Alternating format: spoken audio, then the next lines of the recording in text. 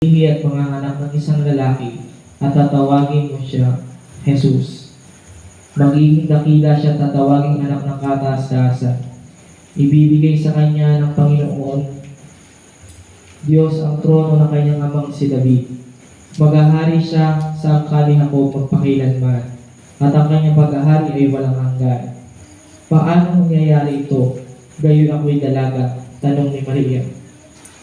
Sumagot ang anghel, bababa sa iyong Espiritu Santo at dililiman ka ng kapangyarihan ng kataas-taasan.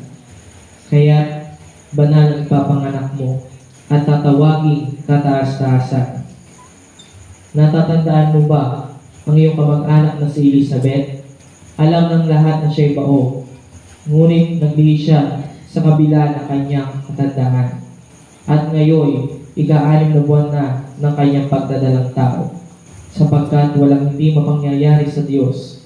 Sumagot si Maria, ako'y alipin ng Panginoon, mangyari nawa sa akin ang iyong sinabi.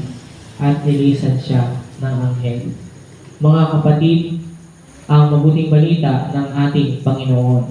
Papuri sa iyo, Panginoong Jesucristo. Maupo po ang lahat. Nawa po ay makalagot sa iyo itong pananalita ko at kaisipan sa pangalan ng Ama, ng Anak, ng Espiritu Santo. Amen. Magandang gabi po sa ating lahat, mga kapatid. Magandang gabi po.